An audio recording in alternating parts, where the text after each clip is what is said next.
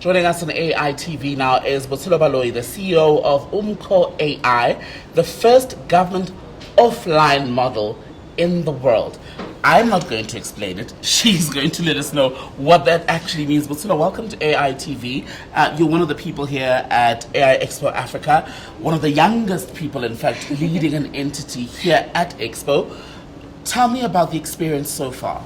Oh my gosh, someone came up to me and said, "You're the youngest founder here," and I said, "What?" Mm-hmm.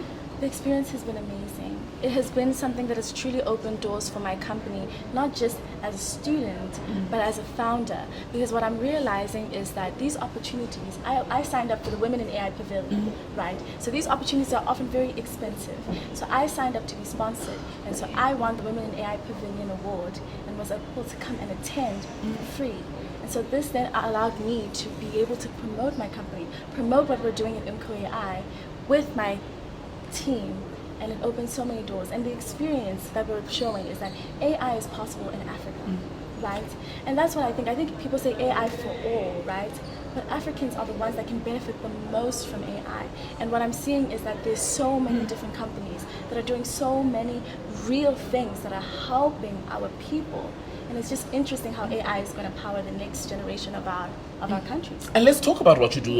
When I introduced you, I said, yes, UmkhoAI is basically the first government offline model in the world.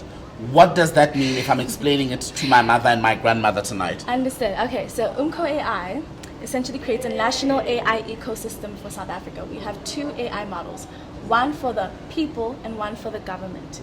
We call it UmkhoAI Public. It's the first offline AI, which means you can access AI without needing data, without needing to pay for an expensive Wi-Fi, without even during load shedding, right? And so we're noticing that South Africans have so many barriers to AI, Africans in general, right? And one of them is expensive data and Wi-Fi access, right? And then another one is the languages, right? AI models don't speak our languages. UmkhoAI offers all 12 official languages in South Africa.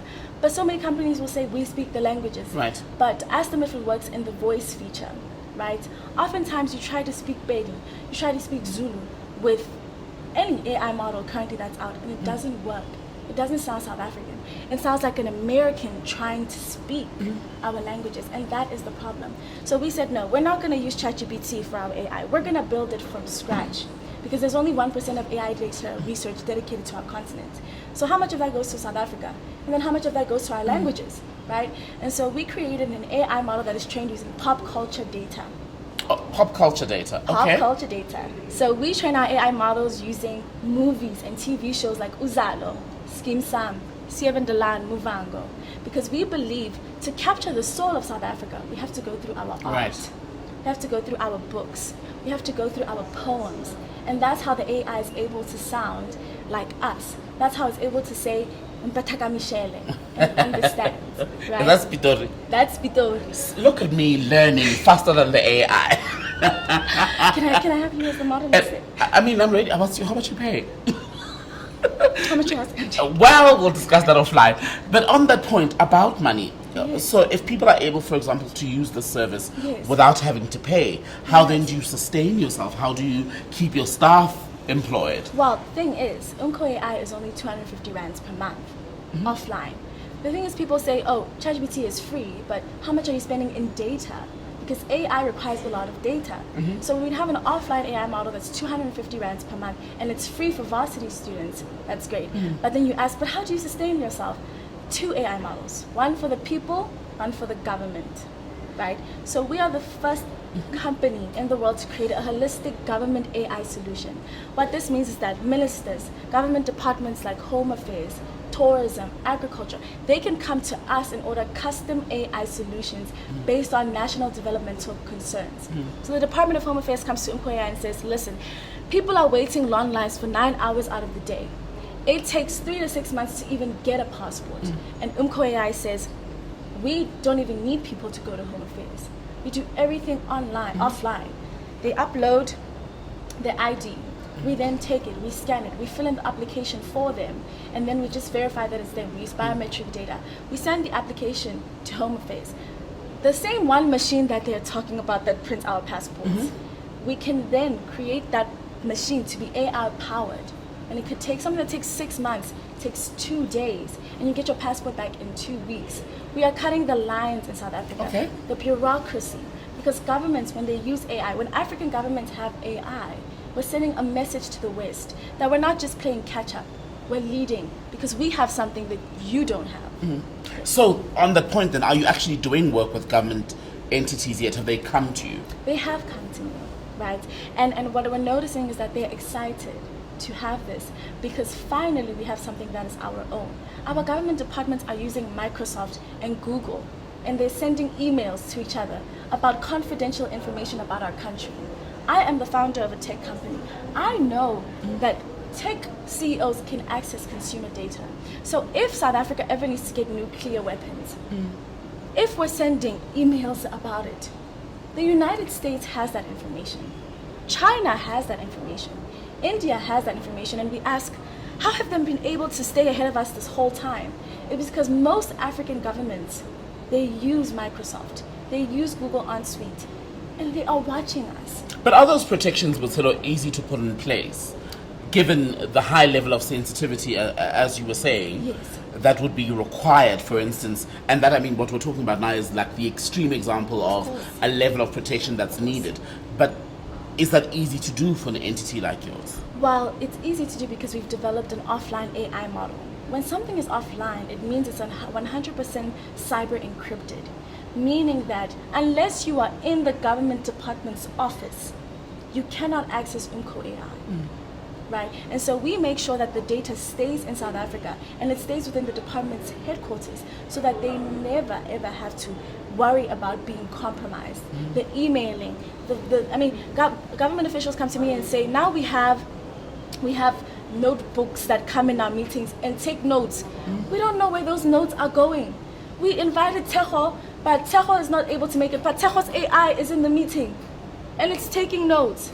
And they're saying, we need something that actually is ours, that we know we manage and we know where the data is going. Because I named it after the UmkhoAI because I feel like we are in a new war and it's one with data.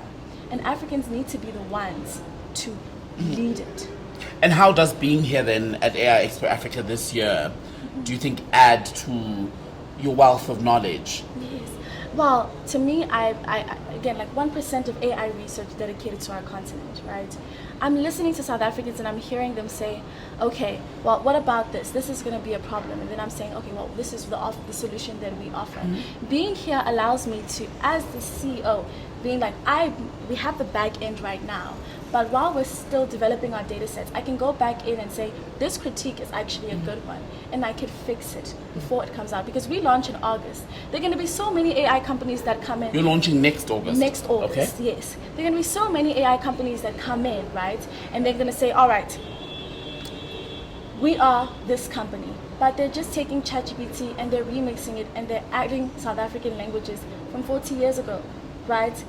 UmkhoAI needs to develop the data first from the ground up because it's not working. Okay. And the Women's Pavilion, tell me, because you said you are one of the people Yes. who are at Expo this year through the Women's Pavilion. Yes. Tell me about what you've seen there and who else is around you in terms of the array of other women. Well, what I've seen is women who, African founders, we create from a place of need. Western founders create from a place of coolness and luxury. Convenience. Right? And convenience, because that is their market. But for us, we notice, okay, for instance, there was this one woman who's developing an AI for people who have disabilities, right? But making sure that the languages are localized so that our grandparents can also access it, right? I'm seeing women who are creating solutions in healthcare, right? I believe that African female founders really are the ones who see the gaps the most because we deal with people the most on a day-to-day.